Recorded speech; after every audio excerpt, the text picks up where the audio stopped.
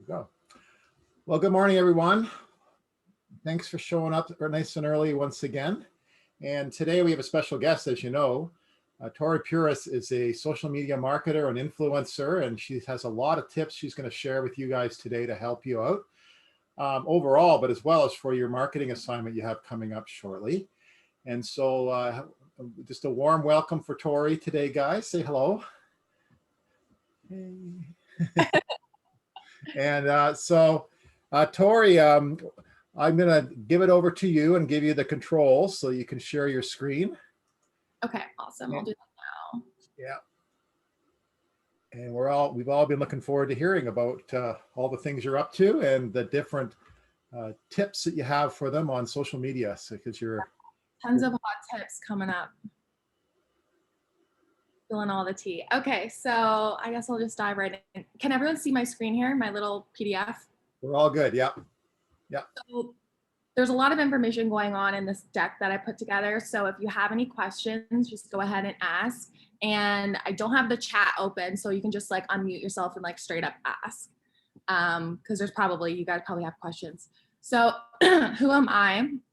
So I'm Tori. I'm a Toronto lifestyle creator, lives and breathes everything social media with a strong entrepreneurial drive. I double as a co-owner of a creative and social agency in the city and a content creator in the Instagram world. I create girl in the big city lifestyle content with chic boho vibes. And as an award-winning producer, I have worked with major brands such as Starbucks, Canada Goose, Corona, and Nike. On Instagram, I've partnered with brands such as Bud Light, YSL, Revlon, and SE Nail Polish. I hustle hard while still making time for what matters most, my family, friends, and of course, Netflix. So a little bit of background on the career side. I started my career in radio. I worked for Sirius XM for a few years as a producer, and then worked over to film and TV, dabbled in reality TV, wasn't a huge fan, and then did several years producing commercials. So that's where all of that comes in, the Starbucks, Canada Goose, Corona, all that. I've won a few advertising awards for some of the commercials I produced there. So Trendfluence is an agency that I co-own. This is Vicky here. She's my partner. Thought I'd throw her picture in there so you see what she looks like. So a little bit about Trendfluence. So we elevate brands' online presence through social growth and branding techniques like influencer marketing, social media management, and utilizing high quality content. In addition to the creatives, we also develop digital marketing strategies by implementing SEO, paid per click advertising, and web development. We prepare brands' social and web pages so they are enticing, cohesive, and bring a whole brand identity to life. So we are your one-stop shop social creative house. Obviously, I bring the creatives as a producer, and my partner's really big in on the socials. And on the side, I also do Instagram. I guess it's kind of like another full-time job, but I also do that as well. So all of those skills kind of play into my career as well. So we're just going to dive right in with a few slides here. So why is social media important for your business? So brand legitimacy is the main reason why you need to have a consistent online presence on social media. When a potential customer is deciding between your product or service versus another, they look for a brand that people trust in which they end up trusting themselves. So that's the phenomenon of social proof. And the ability to connect with potential customers and your current customers, equally as important. So you have a direct access to your customers so you can get your message across in real time and understand your customers' needs and wants also in real time. This is like one of the only platforms, social media in general, that you can get anything across with a click of a button. You know, you can't put a billboard up with a click of a button, but you can make an Instagram post instantly. So why is professional content important for your brand? Great content can help you build trust with your customers. When customers are looking at your content, they start to develop an opinion of your brand. Instagrammers are like shoppers. So if you post the right images and videos, consumers will soak up your marketing message without any hard sales pitches from you, aka organic and natural marketing. Your brand needs to stay appealing and interesting to your followers on Instagram, aka your potential customers or current customers. To be successful on a completely visual platform like Instagram, you need a really thoughtful strategy on posting great and engaging photos consistently on Instagram. I'm just gonna move the slides over. So another thing I'll be talking about today are influencers. So why are influencers important for social media marketing strategies for brands? Well, influencers have an average engagement rating of 2 to 15%, assuming they're good. And 2 to 15% show a genuine interaction between influencers and their followers or their fans. Followers trust influencers. They are more personable and often followed by family, friends, and fans. And, a friend of a friend or someone you met and all that good stuff. They're also heavily niche specific, which is huge, especially for brands. So if you're a brand, a beauty company, and you want to reach people interested in beauty, you're going to go to a beauty influencer because all of their followers are interested in beauty. It's extremely niche. They promote sales, boost customer loyalty, and build trust. For an example, if you're to do a campaign of 5 to 30 micro influencers, each with 2K to 100K followers, it can amount to hundreds of thousands of impressions with only one post each. That's instantly huge reach. So how do you use social media to drive your business? So I like to think of it as like a perfect recipe of a mixture of different things here. And, there's probably a lot of small things that can also be added to this pile, but these are like the key points that I like to think make for a very successful Instagram page and a successful business. First thing is posting high quality content. And I'm going to be talking about this a lot, so it'll come up later. Consistency, ambassador programs, and not one-off influencer campaigns. Again, I'll be talking about this.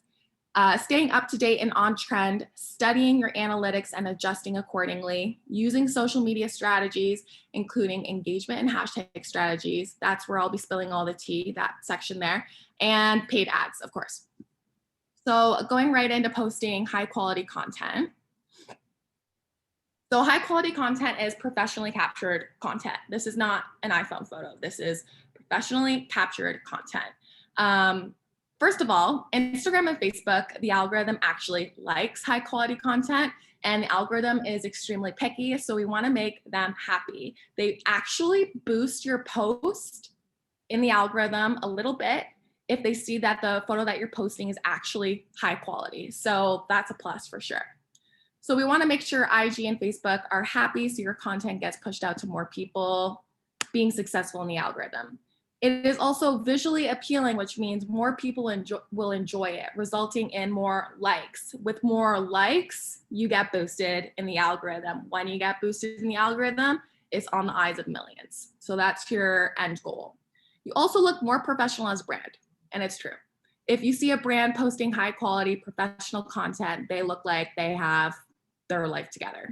They got it going on over there, as opposed to this company who is posting iPhone photos. Now, take this with a grain of salt, because I do find that a lot of businesses and brands, they have a strategy of posting UGC, which is user generated content, which is equally as important. So a lot of brands like to do a little bit of a mix. So posting the occasional iPhone photo in with branded content, mix and match. So that we'll talk about that in the analytics section. You really have to see what works with your brand and what works with your page. But some companies do really well with posting UGC, and I will also talk about that in a bit. So a little hot tip about posting quality content is batch your content to save on time. So if you're a personal brand, for an example, and you can't afford a photographer and you can't afford multiple day shoots or whatever, batch your content. I do this as an influencer, and I also do this with some of the brands that we work with over at Trendfluence, because I do take a lot of the photography myself. But it is basically hammering out multiple different setups in one go. So if I'm shooting for my Instagram, my personal Instagram, I'll pack my car with like 5 different outfits, find 5 different locations, and shoot in each location. So that's batching your content. It makes it look like it's a different day every single time. Perfect. And the same goes with, social media clients as well. I do this with my clients. So whenever I am shooting, I make sure to get a mix of product shots as well as lifestyle shots. And I try my very best, if it's if the budget is really tight, to make sure that the lifestyle shots are evergreen. That meaning it doesn't look like it's summer, it doesn't look like it's winter. You can use my content 12 months of the year. Some brands obviously have more budget, in which case I will be doing, Christmas specific content or summer specific content. But if it's really tight, try to make sure that lifestyle content is evergreen. Consistency. I also talk about this a lot. Consistency is so important. It is so huge. So posting consistently will have your customers tuning in daily to check in on the latest updates that you have to offer. And like I mentioned a little bit earlier, social media is the only platform that I can necessarily think of that you can push out news in real time. So take advantage of that. If you're doing a product launch for a brand, go to social media to talk about it. If you're promoting an event, go to social media to talk about it. So the more consistent you are, the more your customers are going to be tuning in every single day. With consistency also comes reliability, which legitimizes your brand. It's also true. Customers tend to use social media as a way to contact a brand. Being online consistently gives you the chance to engage quickly and solve problems.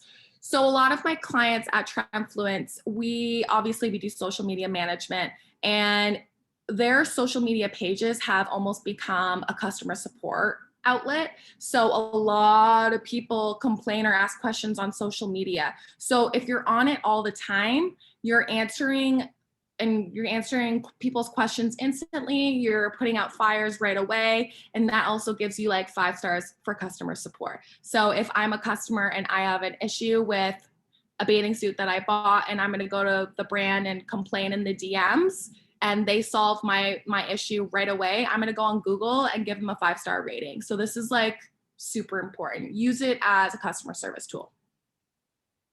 A little hot tip here: if you are out of content to post, that's okay. Utilize stories. Stories are so easy. If you don't have the time, go to Canva. Canva is like my literal godsend. I love Canva so much. Go to Canva, pick out an Instagram story template, throw it into Instagram stories, and slap on a quiz or poll sticker, because people like to engage and people like to talk about themselves. So if you as a brand are gonna post a little quiz sticker of like, what kind of mood are you in today? A coffee mood, a tea mood, a matcha mood, whatever. People want to engage with that because they want to get their message across. And this literally takes 2 seconds to do, and Canva has great templates. So if you don't have content to post, stay active on stories. It's really easy and really fast. Ambassador programs. Okay, so we're going to talk about influencers here. So ambassador programs are utilizing influencers, yes. And there's 2 different ways you can go about this. One-off influencer campaigns. I see this a lot with clients that are doing a product launch, in which case they're like, let's send this new vodka soda out to 30 influencers and have them all post and hype up this new product launch. That works really well, and we have a ton of clients that do that. However, what does look better or work better in the long run is consistency, aka ambassador programs. So the positive about using influencers or ambassador programs, you can get fresh content. This is better than UGC. So this is better than the occasional iPhone photo. This is, most of the time it's high quality content. For my own Instagram and most of the creators that I work with at Trendfluence, they use like cameras, like real cameras, and you can utilize that content. And the legality of it, if they post it on social, you could post it on social. However, you cannot post it on web. If you do post it on web, you have to ask them for the usage, which is, a different route to go in. But you could post this on social for free, no problem. So utilize their content. Obviously, you reach a wide audience like instantly. And what I was mentioning earlier, you reach your ideal demographic. Billboards and commercials cannot do this. They try, but they can't. So like I mentioned, if you are a beauty brand, you go to a beauty influencer to work with them because you know that all of their followers are following this influencer because they're interested in beauty. That is reaching your ideal demographic. That is so important and so key. So the difference between influencer programs and ambassador programs are consistency and having a monthly or regular program. So this is working with the same influencer, maybe with one post a month for 6 months. This is a little bit better than one-offs because that specific influencer's audience is going to constantly see your product pop up in their feed, and it's going to go to the point where they're like, oh, like they really like this product. They genuinely like this product. It's going to come across way more authentic and way more organic. And the more you pop up in these people's feed regularly, the more legitimate you look and the more sales you're going to end up reaching. So that's the reason why we always tell our clients that monthly programs tend to work better than one-offs, unless you're doing a massive push like a brand launch. But ambassador programs are so, so, so important. And I know you guys are doing events. So ambassador programs might not be the best way for you guys unless you guys were doing like monthly events. But for you guys, for an example, TIFF, because I go to a lot of TIFF events as an influencer, is doing a massive push all within the same time span, right? So you're going to work with 100 influencers, send them all to TIFF, highlight the key things that you want them to highlight and have them posting within the same week. That's like one massive push, and it's going to work drastically. Staying up to date and on trend. I feel like this speaks for itself, but it is still extremely important. So change, grow, and evolve over time. You never want to be out of date. And I cannot stress that enough. And this works with all different niches and all different brands. If you're a brand, a supplement brand, specializing in like geriatrics, obviously you're not going to post a meme on that account, but there's still trends in every single demographic and every single niche. So just stay on top of it and make sure you're staying within those niches and those trends. So if you want content that is trend specific and you post that content, more people will relate and engage, and that'll boost you in the algorithm. And then you'll get seen in the eyes of millions. The algorithm is so tricky, and I will explain that a little bit. I don't have a slide on here, but I feel like everybody has questions about the algorithm, so I will discuss it. But it is so difficult. The algorithm is so, so, so difficult. And at the end of the day, we want to make Instagram and Facebook so happy, because if they reward us and we're up here in the algorithm, millions and millions of people can have eyes on your brand. This is where you go viral. So stay up to date. If you're using trending hashtags, for an example, like the Bernie Sanders little meme thing, if you're using that hashtag while certain events are going on, it's going to be a trending hashtag and more people are going to see you. That's another thing. I will be talking about hashtags as well.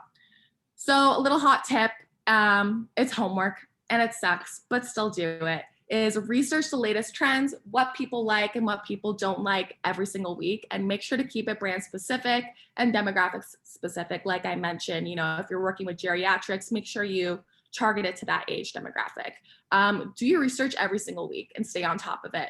It depends on what kind of brand, if you're working with a personal brand or if you're working for other brands. There's tons like BuzzFeed, Facebook is a great outlet for news. Twitter's amazing. I use Twitter, very underrated platform, but yeah, stay up to date on all those. Okay, study your analytics and adjust accordingly. So this is also another tricky one, because people think of analytics like, okay, so I just posted this post and it has 700 likes. Oh, that's really good. And they don't adjust accordingly, or they don't study the analytics. It is so important to actually study the analytics. I'm just going to close this. Whatever, it's there. Okay. So an easy thing about studying your analytics is you can find your best posting times, whether that's a specific time in the day or what day in the week. That's a no-brainer. You can find that out on Instagram app. And I suggest utilizing it.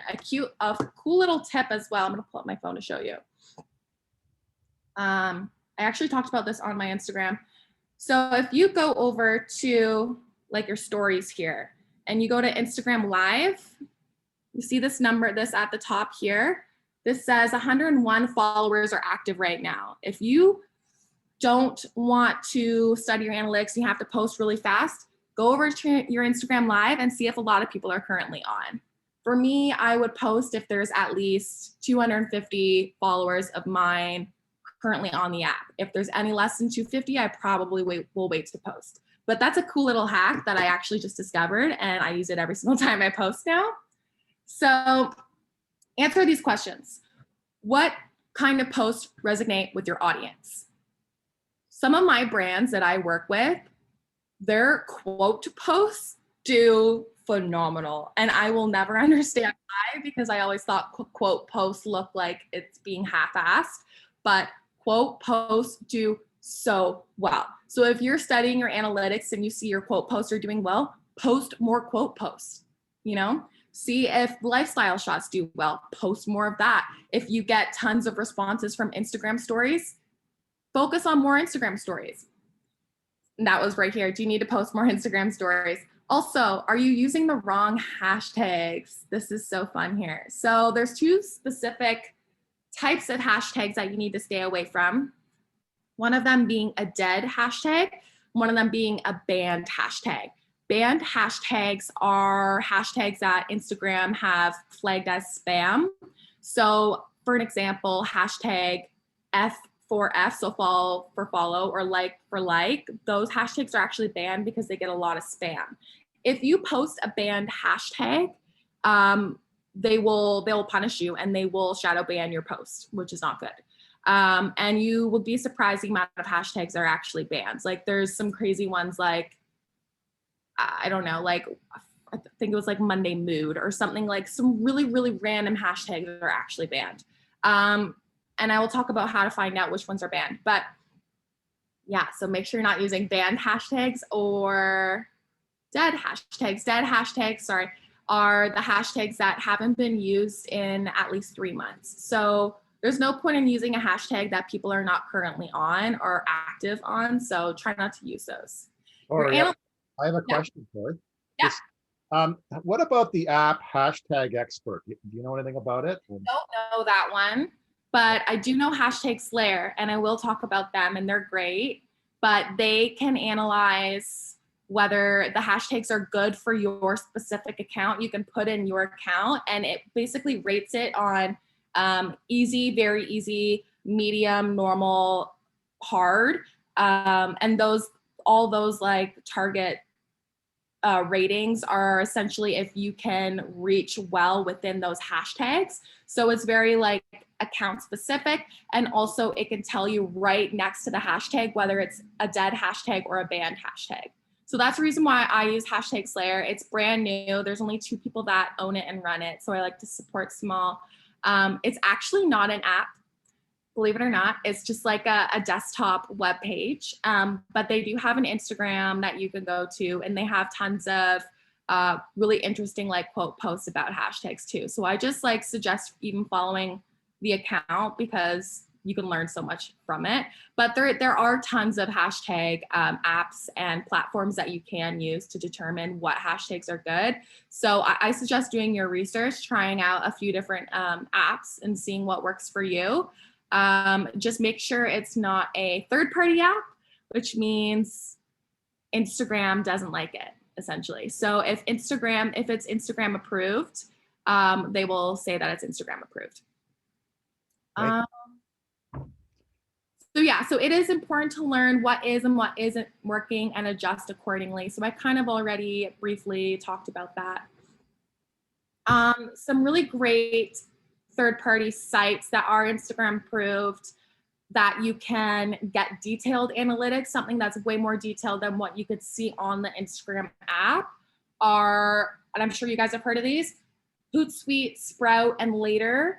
I believe Later has a free version, so I suggest checking that out. But Hootsuite and Sprout you do have to pay for, but honestly, for me, it's worth it. And if you're working for a brand or you're really trying to work on yourself, your own branding as well, I suggest just honestly putting the $10 a month on something like this. You can get some seriously detailed reports. It's awesome. And then hashtag Slayer app. Yes. Love, love, love hashtag Slayer. And Tori, how many hashtags do you advise someone to use on like an Instagram post or a story or whatever? Yeah, so Instagram allows the user to post 30 hashtags. I suggest not using all 30. The reason for that is, this is kind of difficult to explain, so I'm going to try to do my best at explaining it. But you are given, hypothetically speaking, your chunk of hashtags are 100 points. And that 100 points is going to be divvied up evenly between the 30 hashtags. So if you have 15 hashtags, you have more percentage of your 100 points or percent divvied up in a smaller amount, which means you have a higher chance of making it on the top page for that specific hashtag. Does that make any sense? Okay, yeah. I have a hard time explaining that one, but it's really, really interesting. I think the golden number is 12 to 18. So you still want to reach a decent amount of hashtags, but I wouldn't go as high as 30 because you do have a better chance of being successful in that specific hashtag if you have a smaller amount. Obviously, Instagram does not talk about that, but that is a legitimate thing that I have discovered. So I do want to talk a little bit about the algorithm. Like I said, I don't have a slide here. Feel free to jump in and ask questions because it's like kind of mind-blowing. I also did a reel on this on my Instagram. So if you wanted to go back and look at it, you can go to my Instagram reels, and I did a little thing about that. So we all know the Instagram changed drastically in November of 2020, or end of October, early November 2020. They also did a full rejig, which a lot of people didn't even notice, end of January 2021.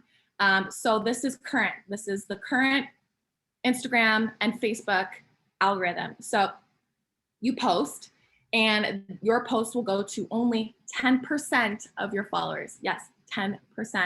And they will see how many people of that 10% are actually engaging. So likes, comments, shares, if you're sending it to people, or people putting in their stories. So within the first hour, they see how many people of your 10% are actually engaging. If it's a good number, you will move on to stage 2. Stage 2 is legitimacy. And I talk about this a lot in this presentation as well. How legitimate is your brand? And the way that Instagram and Facebook determine legitimacy is if people are tagging you in photos, if people are sliding into your DMs, if they see that you're a real person. Is your face on Instagram stories? It's so weird. I don't know why they do this, but that's what it is. So if they determine you a legitimate account or a legitimate brand, you move on to stage 3. Stage 3 is hashtags. It's so sneaky that hashtags are only stage 3, and that boggles my mind. I do not know why Instagram does this. But if you do well within those hashtags, you're gonna move up to the explore page, right? And this is like reaching millions and millions of eyes. So when you are within this hashtag section here, you're going to be on, well, the whole time you're going to be on the recent post section. There's also the top post section, which is essentially the explore page for hashtags. You always want to be on this page, and using the 15 to like the 12 to 18 hashtags is what I was saying. This boosts your chance into getting on that top page that we all want to be on. So if you're over here in stage 3 hashtags, you're on the top page. That's awesome. Essentially where you want to be the whole time. So that's how the algorithm works. It's very sneaky, and it makes it extremely difficult for small brands and people to be successful on Instagram, especially since when you post, you're only reaching 10% of your audience right away. So, and I will talk about this in my social media strategies, which is right here. You just got to make the best of it.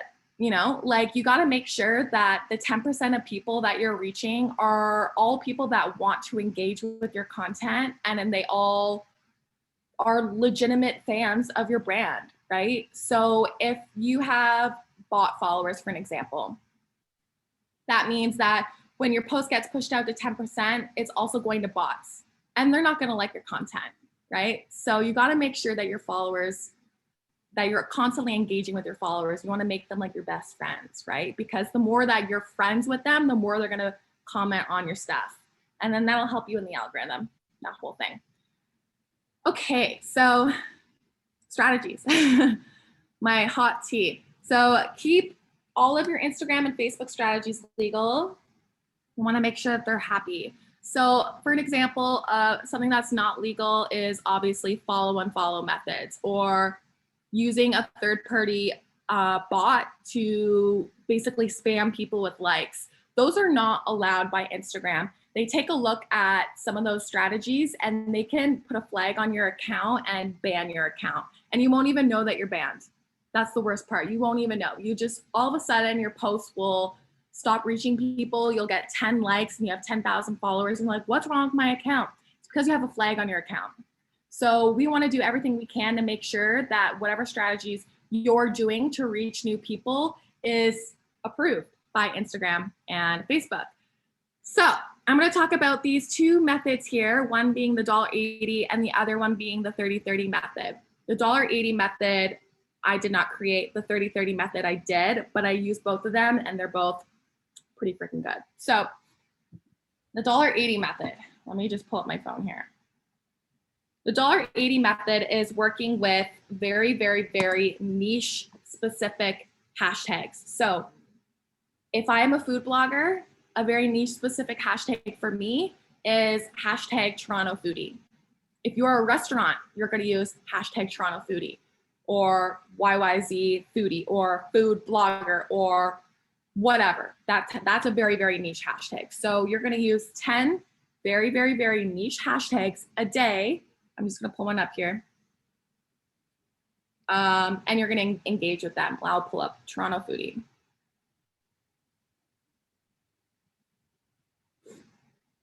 So Toronto foodie. So like I mentioned here, there are, oh, I spelled Toronto wrong. Sorry, one second. Foodie, perfect. Okay. So like I mentioned, and I'm sure you guys already know, there's two sections of the hashtag, the top section and the recent section.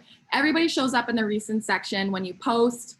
Not everybody shows up in the top section. That's algorithm specific. So for the $1.80 method, you're going to go to the top section and you are going to comment and like the first 9 posts of each hashtag.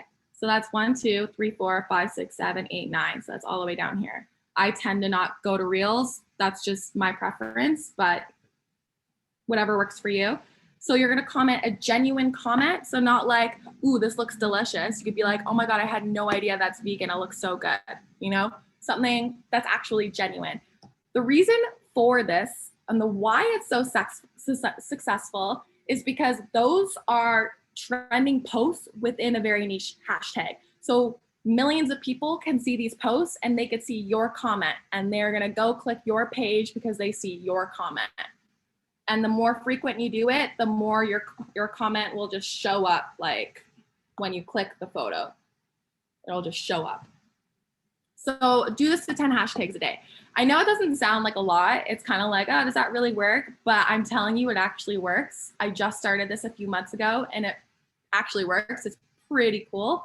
But yeah, and make sure they're niche specific too, because like I said, you're not going to comment on a food page if you're a fashion blogger, you know, you're not going to be targeting the right people. So another one is the 30-30 method, which is using the recent section of hashtags, not the top section.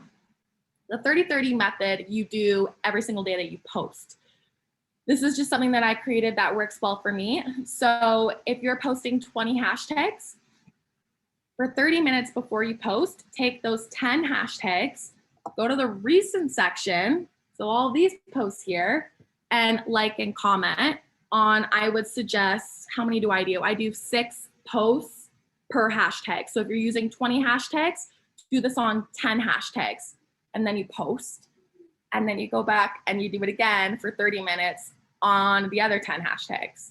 So the reason for this is, and the reason why you're using the recent section is because all those people are most likely either currently on the app or were just recently on the app and their notifications are still on, or they just posted and they're constantly checking to see who's liking their stuff. So this is like real-time engagement.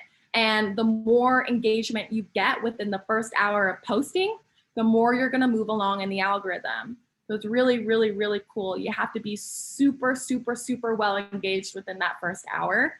And you can bring in people from the hashtags that you use. Does anyone have any questions about that? Because I know that was a lot. Good? Okay. Hashtag Slayer app. I did touch on this a little bit, but I think it's great. The good thing about hashtag Slayer as well is you can target your or like accounts within your niche as well. So if I'm a soda brand or a vodka soda brand, for an example, I'm Cottage Springs. I'm going to go to nude vodka soda and see what kind of hashtags they're using. So hashtag Slayer app takes all of that into account and will give you the best hashtags to work with. And I mean, hashtags are all trial and error, but study what is working and what isn't working. But the main reason why I use this is because it can tell me what hashtags are banned and which hashtags are dead hashtags and which ones they list are good for my account, and hopefully I have a chance of targeting within those certain hashtags. So hashtag Slayer, like I mentioned, labels hashtags as like very easy, like medium, normal, all this like rating system. I try to use a little bit of all of them in my cluster, just because if you have a chance of reaching on a normal or hard hashtag, that's amazing. Like that's a trending hashtag. It's a big hashtag. You want to do that. So I tend to use a little bit of all, a little sprinkle of. But yes, hashtag Slayer. I love it. Okay, another little strategy that I do this every day. And obviously these strategies, it's a lot of work. It's a lot of work. And I know that, but I mean, this one is also a lot of work. But anyways, Instagram stories, sliding into people's DMs. It works. And I'm going to tell you why. So if you post a story or you post an Instagram post and it's going to send it out to 10% of your audience, right? It's going to go through your DMs, it's going to go through your comments, and it's going to see who actually likes that person's content. I'm going to make sure they're one of the 10%. So the reason why I slide into people's DMs and I reply to Instagram stories is because I want to build a conversation with that individual. If I build a conversation with them, Instagram is going to think that we're friends and it's going to show them my content. So every single day I slide into or I reply to stories. I would say at least 30 a day. And I usually do that in bed because I'm just like laying there and I'm like going through on my phone. It literally it takes no time. I think 30 is like literally 5 minutes of your time. So I slide into people's DMs and it works, and it really works. And I started doing this for some of our brands as well, and it works. Like the more that followers think that they're actually your friends, they're going to want to engage with your content. You know, it actually works. So Instagram stories, utilize them. And then whatever you do not use bots. Any third-party apps that you use, make sure they're IG approved to prevent getting banned. So like I mentioned, all these apps up here, so Hootsuite, Sprout, Later, hashtag Slayer, these are all Instagram approved. They will advertise that on their website. They will say like Instagram approved, or YouTube also does that. It'll say YouTube approved, Facebook approved, all that kind of good stuff. If you're ever not sure, like message me and ask me. I probably know whether or not that app is banned or not. A good example of apps that are banned from Instagram or Facebook are the apps that tell you who unfollows you. Those are like heavily banned. So don't use those apps. Yeah. Paid ads. I think this goes without saying that paid ads actually work really well. And if you're going to be doing a big like social push, I suggest like I said, that perfect recipe of good success here is your engagement, have some money in paid ads, have some money in influencers, do an influencer campaign. So a little bit of everything. Paid ads is involved in that. Paid ads still work really well. And the main thing about it that's so great, it's effortless. Engagement strategies take time, they do, but they work really well. Paid ads is just a way to do this without having to lift a finger, and they can be as specific as you want. So it can attract certain age, gender, location, interests, all that good stuff. So you know it's gonna work. And then in my opinion, Google ads are really hard and Facebook ads are easy. So Google ads works with anything web or YouTube related. So I just started a YouTube channel and I was trying to boost my YouTube channel, and it's like, I could not figure it out for the life of me. So I mean, if you can, good for you. But if you're a brand, I would suggest hiring an ad specialist, like just giving them a chunk of money, give them $500 to do on ad spend or whatever. It would be worth it. Facebook ads, on the other hand, are a little bit easier and user friendly. Facebook works for anything Facebook or Instagram related. And believe it or not, Facebook ads are still hot. People look at Facebook ads all the time. They do really well. So yeah, and then of course, everybody knows on Instagram, you can easily just promote a post with the push of a button, and Instagram makes that so easy for you. And yes, those work too. Those work really, really well. So yeah, you get ads. So we're gonna go into utilizing social for your next event. And I'm sure some of this stuff you guys already know, but I'm just gonna say it anyways. So adjust your social strategies according to the type of event that you're gonna throw. So is it a private event? Is it a dinner party? Or is it a massive festival? With that being said, private event would be a great way to promote that would be during the actual event and after the actual event. And then more people will see it in that time span. And then by the time your next dinner party goes, be like, oh my God, I saw Tori posted, she had this lobster. It looked really good last time. Like, I want to see if I can get invited to that dinner party. So during the event and after the event, in my opinion, is the best way to promote. However, if it's anything that you're trying to sell tickets or get people's eyes on, like a brand launch, a music festival, anything like that, promotion before the event is so key. And during the event and after the event, like every single step, you cannot go too hard at all. So analyze your main goal. So for an example, are you trying to sell tickets or bring attention to a new product launch? Whether you're trying to sell tickets or a new product launch, you're still going to go hard with promoting before, during, and after. Some hot tips for promoting your next event. Like I said, you guys already know this, but set up a Facebook event. I'm sure you guys know that.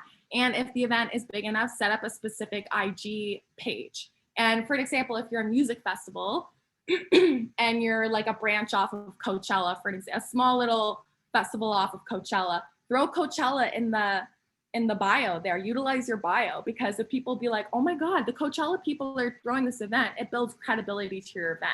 So, and I also mentioned this, the very last point there is showing your previous work to build credibility. So for an example, TIFF is huge and well known, as you guys know. So if you're trying to promote this year's TIFF, throw in a few posts of highlights from last year, because they're like, oh, if that happened last year, it's probably going to happen this year. It builds credibility, it gets your audience excited, and all that good stuff.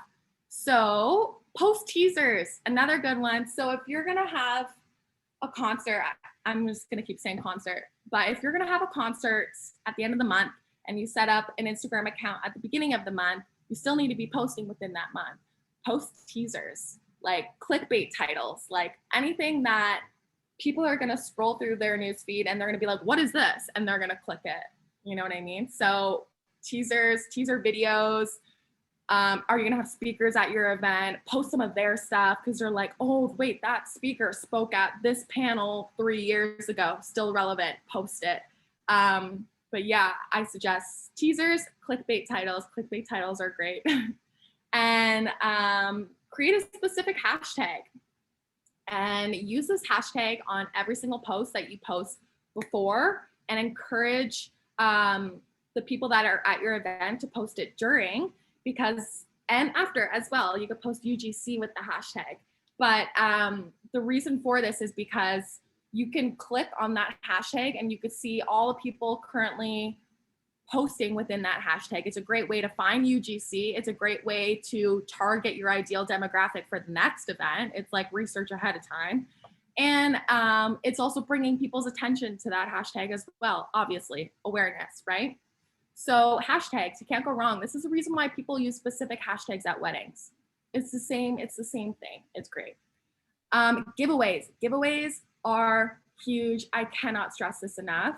There is no prize too small. People want to win stuff. Like, you can give away a box of popcorn or whatever, and people will be all about it. Like, there's no prize too small. And a cool thing about giveaways is you can actually team up with other brands and utilize their followers as well. So if you're a music festival, work with some of your vendors. Excuse me. is Bud Light at your music festival, or, you know, Smokes Poutineery is at your music festival. Work with them on a collaborative giveaway, because when you post it, you're reaching your audience, obviously, but you're also reaching their audience and their audience. And then obviously everybody's tagging their friends in all these posts. It's kind of like hitting 3 accounts with one push. So collaborative giveaways are really huge, and a lot of brands are working on this right now. A lot of brands are really pushing for this. So giveaways. This one here is a little bit sneaky. It's not the nicest, but it works. Target your competition's followers. So if I'm throwing a music festival, I'm going to go to people that are engaging with Coachella's account. So who is going to Coachella's event? I'm going to look at the tagged photos, engage with them. Who is commenting on their posts? Engage with them. And by engaging, I mean going to their account, liking a few photos, and commenting on one of their photos. Maybe slide in their DMs too, who knows? But engage with them. Don't just like one photo, like actually go to their account and engage with those people. And if they're interested in Coachella, chances are they're going to be interested in your music festival too. And I would suggest doing this every single day for competitions followers. It works. Post UGC, so user generated content. People absolutely love to get featured. They do. If you're going to post a picture about Bob, Bob is going to see it and he's going to share it to his stories, and he's going to be like, oh my God, this is so cool. Like so-and-so posted this photo. And then all of a sudden your photo is going to be in the eyes of all of Bob's followers. People love getting featured. And it's a great way to also say, hey, like followers and audience, like we love you. Like keep tagging us in your posts. Like we love you. You're our friends. You're not our followers. So do a mix of UGC as well. And yeah, I think that's it. I do have a little Q&A because I know we're running out of time here, but did anybody have any questions? Yeah, well, I'm sure we do. So thank you, Tori. That was great. A lot of great information there. And you guys can all go back and look at it because I'll post the recording in our Blackboard shell. So I'm just going to take over the screen for a second so we can. I know that was like a lot. So guys, we have Tori here. Any questions you have of Tori or information you'd like to learn more about? Yeah. Leia, I have a question. I actually have a couple questions, but I'm gonna pick like my 2 favorite questions so I don't take up all the time. First, I'm curious, like I wanted to ask you like how much time you dedicate to social, but like also to like change that question and kind of say like if you could give us like a walkthrough of like a day in the life, minus your like personal life, obviously, that's your private life, but like what you kind of do like throughout the day between like Trendfluence and then like your social media. It's a fully loaded day, honestly. I feel like I have 2 full-time jobs, but I love it, so I don't complain. Also, the good thing about it is my partner at Trendfluence, Vicky, she's also a creator, so we get it. You know, if we have to take the day off to shoot, we help each other, so we really like that. But I spent, according to my phone, because you know how you can see like how long you're on the app, 8 hours a day. That's a lot, but 8 hours a day. And this is obviously going back and forth between my account and my clients' accounts. I work specifically on 3 clients. I don't like to go over that because that's a lot, and I still like to split up my time evenly, but I would spend at least engagement strategy wise 2 hours on my personal and an hour and a half on my clients. It depends. Do they have a giveaway going? Did they just post? I might spend more time on their accounts. But yeah, I would say a minimum of an hour a day doing engagement. But yeah, essentially I just wake up in the morning, check all my DMs, reply right away. I reply to every single comment. And the reason for that is because I want my followers to know that we're friends, because I love them and I want them to know that. So I reply to every single comment and all my DMs. I might slide into a few DMs on Instagram stories. I'm just going to check my newsfeed and I'm going to go about my day, work on normal work stuff. And then when it comes to posting time, I spend at least like doing the 30-30 is like 30 is the minimum. Like I probably spend like 45, 50 minutes engaging on doing the 30-30 method before posting, and then posting, and then again after posting. So that's why like 2 hours a day can kind of like get really fast. And then again at night, I usually just sit in bed and answer DMs and all that good stuff. But it's a lot of engaging. It's a lot of engaging. And if I'm doing like a shoot day, for an example, obviously I'm not on my phone as much and I'm trying to be like out and shooting and all that. But like, I might not be the best person to ask about that because I am so picky with content, like so picky. I could take probably 800 photos and like 2 of them. So that usually takes me a few hours a day where I'm literally just MIA for like 3 hours or something, 2 to 3 hours a day just shooting. It's because I'm focused on that specific thing. So yeah, I hope, does that answer? Yeah, no, that was great. Thank you. And then can I just slide in one more quick question? Okay. I'm really curious about like Trendfluence and like what, like if you had to pick, I know there's probably so many that like you love, but like in terms of like your favorite like campaign or something that you shot that like really stood out to you and like why. I know you're like, oh my God, how do I pick? But It's funny because campaigns are difficult. Like they're really difficult. And each brand is so different to the next. And you have to strategize campaigns accordingly. But I think my favorite one, there's 2 that come to mind. One of them was, both of them are alcohol brands. We have a ton of alcohol clients. I love it because they're just so easygoing. But one of them is Whitewater Brewing. They're out in Ottawa. It's a craft beer company out in Ottawa. And we did a huge influencer campaign push for them because they were launching a new gin product end of August 2020. And we're actually doing another push for them this month as well. But they launched a new gin product. So we did a huge influencer push, and we also organized influencers to attend this event at their brewery as well. So they had a full event going on, and we managed the influencers for the event. So we managed obviously all the event specific stuff. So like all of their rides, making sure they're compensated for gas, getting all their meals and dietary restrictions, organizing. They all had packages like with the gins and like cocktail shakers, organize all the packages, make sure that they're all good for them. And we were also at the event. So we were like mingling with the influencers, making sure everybody's happy, making sure everybody's like posting content and all that type of fun stuff. So that was really fun because we had like a push before and a push during the event, which was a lot of fun. And we had great success from that as well. And the other campaign that was my favorite was for Asahi, which is a beer. It's a Japanese beer. They're actually owned by Peroni and Grolsch. So the other 2 beers, they're also our clients, but they were fun. They were fun. This was like more of like the reason why I like it was more of like on a creative standpoint because they were targeting like musicians and like club goers and like trendy people in Toronto. Like they were like artsy people. Like they were trying to target those people. So we did this huge campaign with a mix of targeted ads, social media management, and influencer campaign. And we were like working with photographers and like artists and all these really neat and talented people in the city. And it was just so cool to see like all the different things that people can create. Like it was so neat from a creative standpoint. And we also like that worked really well. That campaign, like those statistics were through the roof. But yeah, those 2 are probably my favorite. Awesome. Thank you for sharing that. Great. Thanks. Are there any other questions? I'm sure we have some more. Hi, Tori. Good morning. I love your energy, by the way. So I just want to make, I just wanted to clarify something. You said on Instagram it should be about 30 hashtags, but you recommend between 12 to 18. And the reason you recommend that is kind of like in a nutshell, whereby less is more, because the number of hashtags you use is going to be divided up and shared. The content is going to be shared among your viewers. Did I get that correctly?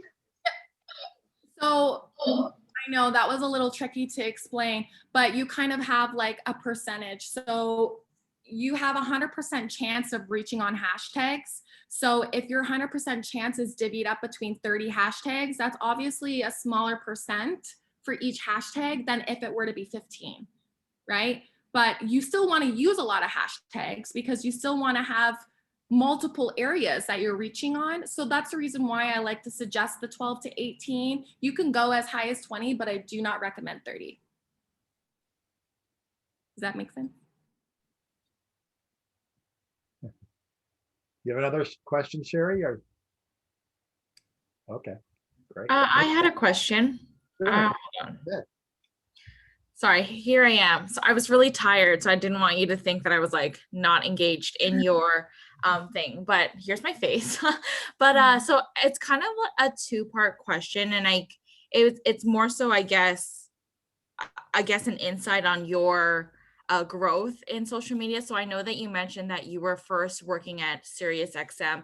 So did you was there something, a pivotal moment in your growth that you kind of just like went viral, or did you do a slow progression? Like, how did you find like your journey, I guess? Social wise, I'm assuming. Yeah. Not really. Like, I feel like there was no viral moment for me. I'm still waiting for my viral moment, but no, there was no viral moment. There were a few times where my growth was like steady. I was like getting like 1,000 followers a month. And it was like that for like a while, like 6 months. I was like, damn, this is good, right? Like growing consistently.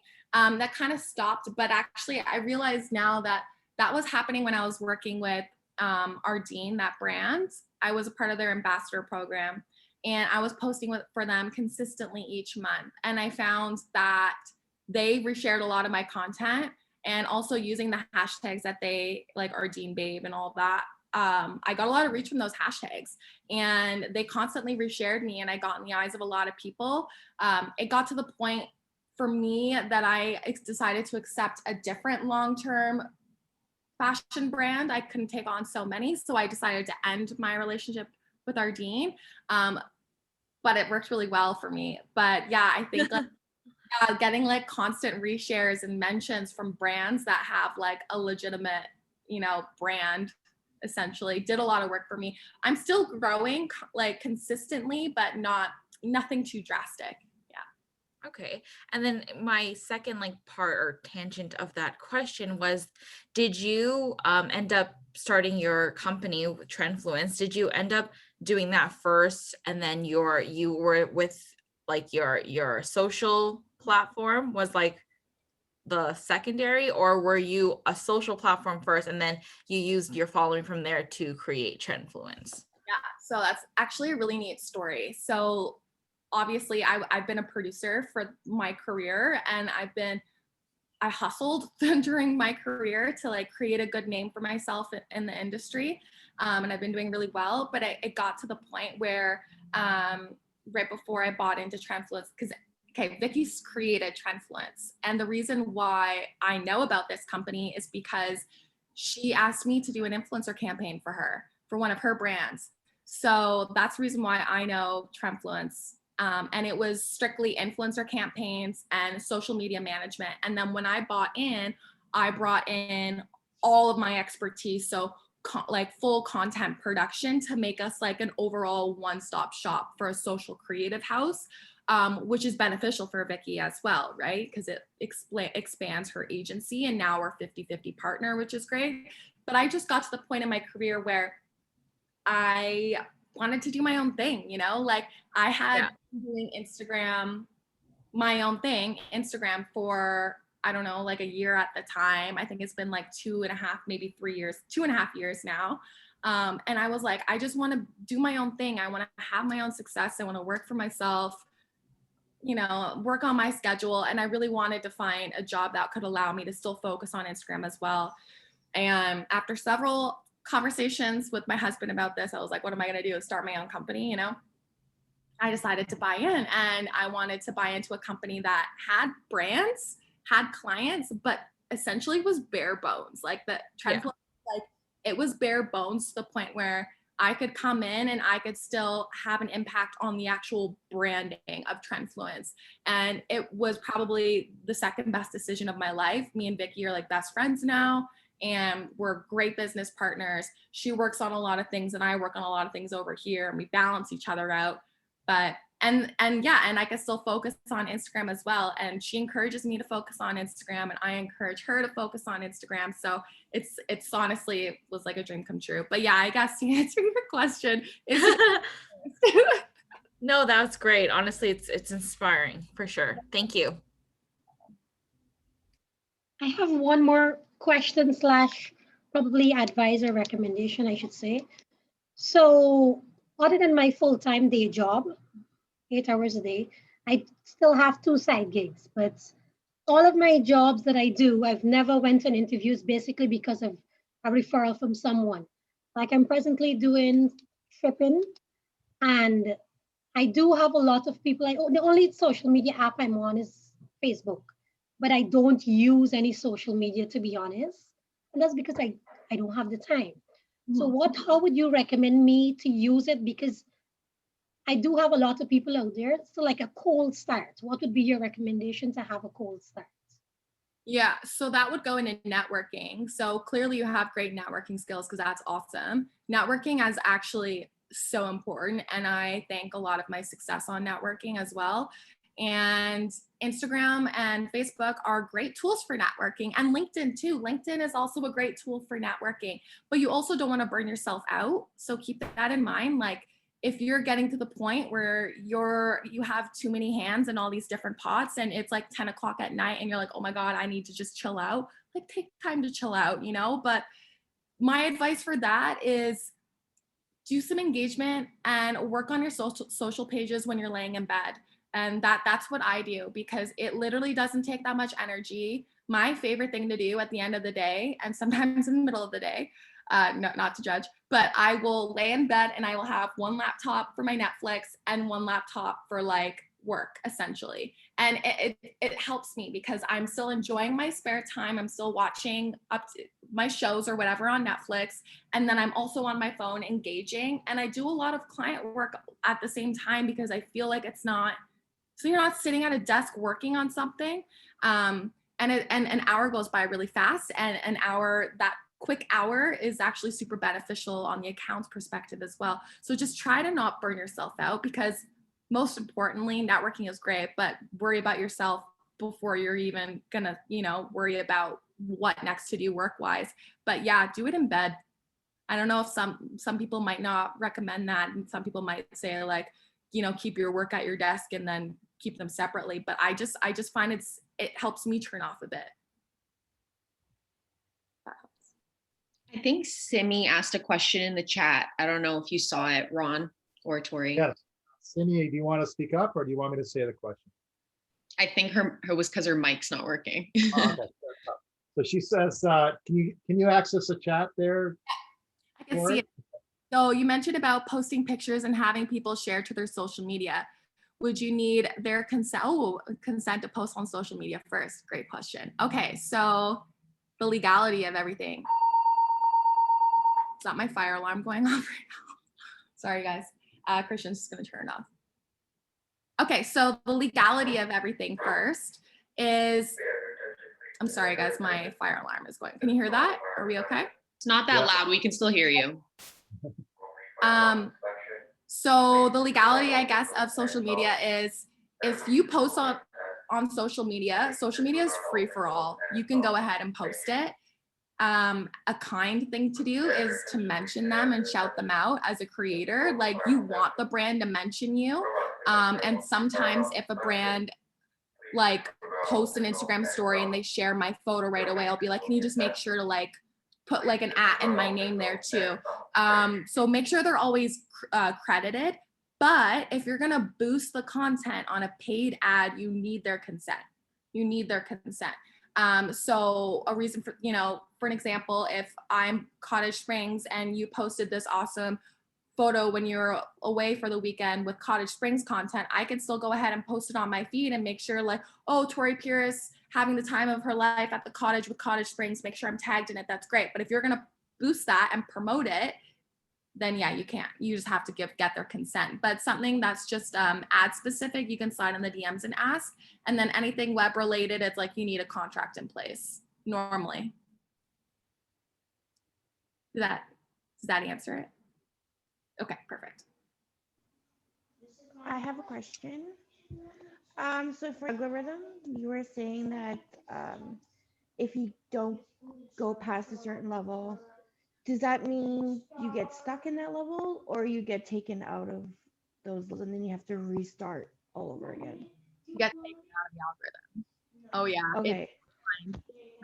not fun at all. So your post would still like, you would go back to like phase one. So like it would still be like on the news feed of your 10%, but it won't be new people. It'll be like the same 10%. Okay. Yeah. And then another question is, for your company, Mhm. do you see an ads and go to those people and be like, hey, I like your content, but I can help you make your content better? Or do those people come to you guys? Client wise, Yes. Yeah. a mixture of both, honestly. And I feel like this is like the entrepreneurial side coming out in me. I did a ton of cold calling, like no shame. I did a ton of cold calling, and like the little presentation that I put together on a PDF, I make a custom one for each brand and send it their way and let them know like how I can improve their business. But we do get a lot of referrals. So, for an example, we did work with we work with Cottage Springs, and I was referred to them by someone else, and Cottage Springs liked what we were doing, and they referred us to Big Rock Brewery, who then referred us to someone else, and now we have like 4 new clients from like the one client. So we get a lot of referrals, which is awesome, and we also do get a lot of inquiries through our website. So a mixture of those. And a good thing, it's actually kind of a neat tactic that we do whenever we do influencer campaigns. We have the influencer tag the brand, but also tag us, just because the tracking software that we use, we need to have our tag in there in order to pull their analytics and all that fun stuff. But the more people that are tagging us in their posts, there's people that want brands that want to go work with that influencer, and they're like, oh, they look at that, look, like Trendfluence is tagged in that post. They click our account and they're like, oh, we should have them do our campaigns.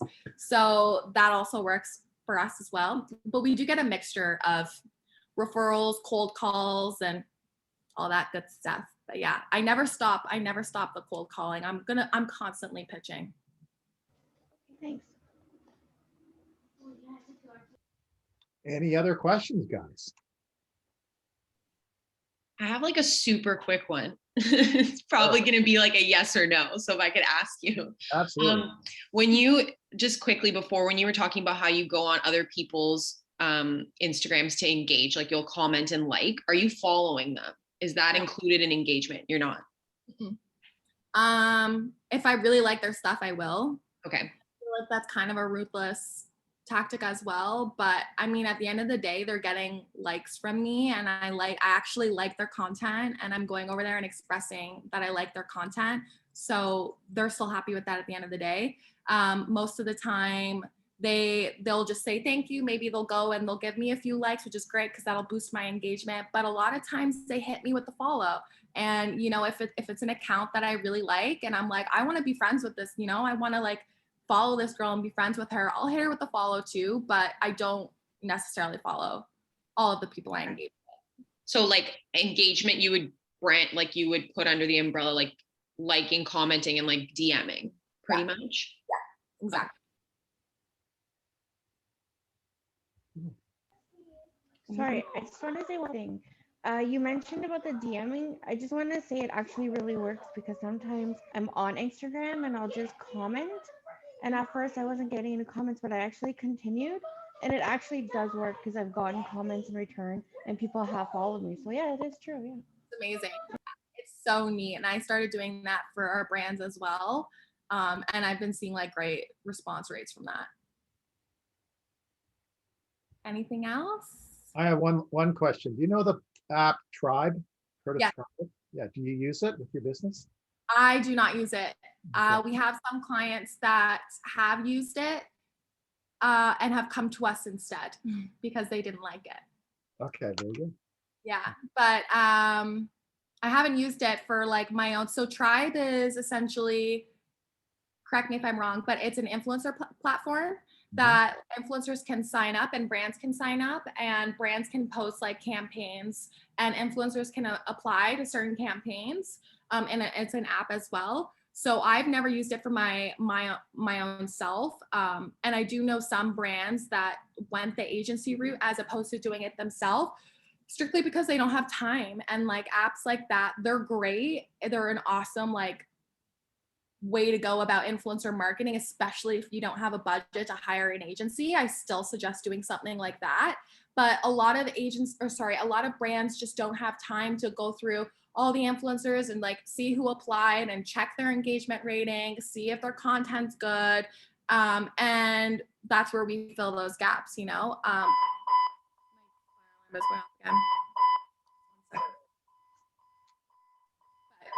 Yeah, so I do let subscribe. I suggest anything like that for brands that don't have a budget to hire agencies. But yeah, the reason why some brands don't like it is because it is a time sucker. Well, there's a great video on YouTube that from 60 Minutes in Australia about Tribe and influencers, and that's where I got it from. They interviewed the CEO of the app, but I was wondering if it's actually being used out there because it was. Yeah. There are better apps I suggest, like for an example, Aspire IQ, and Coley and hashtag Paid are my favorite 3 platforms. The reason for that, it's very user friendly for creators, whereas Tribe I thought wasn't as user friendly. Aspire IQ's got great campaigns. Like they work for they have Samsung on there. I'm like, get me a new fridge, I'll apply, you know, like all that. So I do prefer other platforms, but those platforms are super handy. They are. Yeah, super. Leah asked a question about Tori's presentation today. Yeah, it's posted in week 13 under guest speaker. As well today, I'll put a link to this recording if you want to go back and take a look at it. And are there any other questions for Tori? Her house is burning down, so she may have to get to something, you know. No, I think it might be the routine fire alarm that I'm thinking about it because it's 9:50. Oh goodness, sorry guys. That's okay. Well, thank you so much, Tori. We really appreciate you spending all your busy day with us today, and very engaging talk. And if I kind of put a link for everybody in Blackboard, if you want to follow Tori on Instagram, I'm sure she'll accept that. I'm positive she will. And yeah. I'll share the reel with you that I did about the algorithm in case you wanted to go back and watch that. So I'll email that to you so you could share it with everyone. Okay. And if you want to check them out, they have to post every week. So they have to post as part of their course. They post in LinkedIn and link it to Twitter. But the reason they do that is because it's a professional post and they're trying to get a job afterwards. So they use one of the hashtags they use is our course code, which is EVNT154. EVN. Yeah, I'll put it in the chat area so you can see some of their posts. Okay, perfect. Yeah, LinkedIn is huge for networking, and also Twitter is great. I love Twitter. It's the most underrated app in my opinion. So. Well, and Donald Trump made it famous, so that's fun. Oh my but now he's banned. Yeah. Oh, good stuff. And it's same with like Kanye. Kanye has crazy rants on Twitter, and like people don't even talk about it half the time. And like I'm on Twitter all the time, and not that many people are. So I'm like, oh, Kanye's going crazy. So funny. But yes, great. But thank you so much. Yeah, and we really appreciate it. And we'll see you tomorrow morning as well for the next class. You got warmed up today. Tomorrow. I was really nervous, so I feel like now tomorrow will be better. Sorry, guys, but thank you. Your presentation was amazing. Thanks. I appreciate it. Thank you. I wanted to say your presentation was great. Oh, good. I'm so glad. I wasn't sure if it was like too much rambling or if it was a lot of info. I don't know. But also, like, if you have any questions, like, just DM me. Honestly, I reply to everyone, and I'm always on my phone. So, yeah.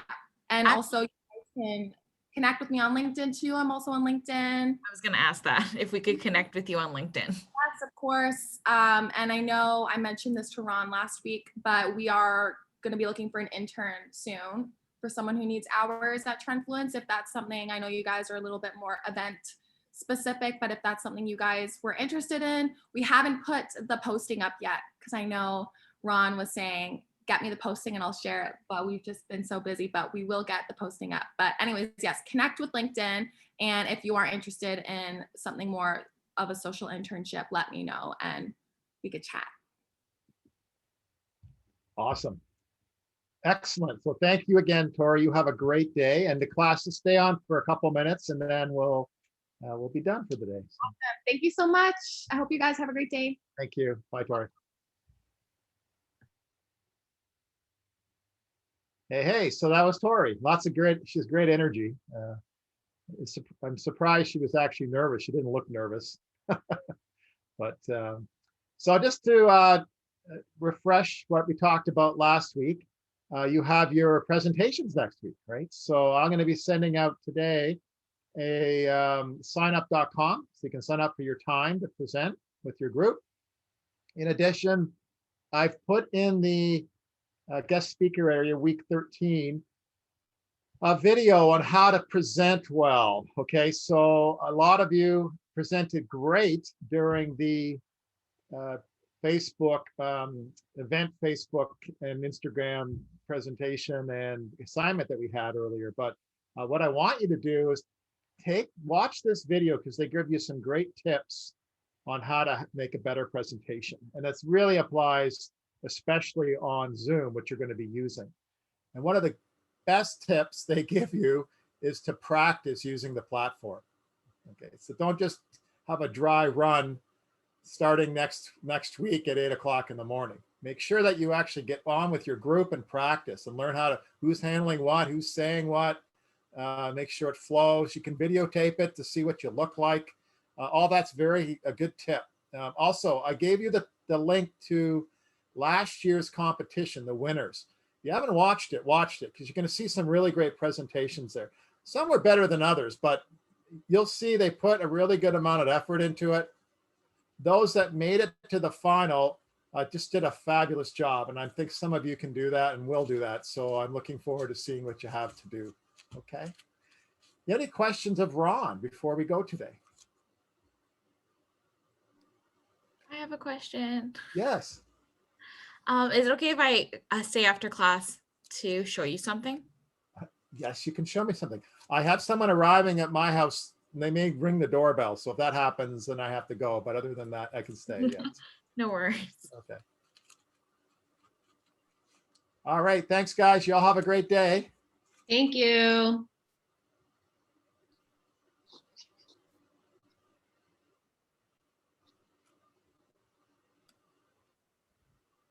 Oh. I don't know if I I'm should. going to stop recording. Okay. Okay, so I just wanted to Hold kind on. of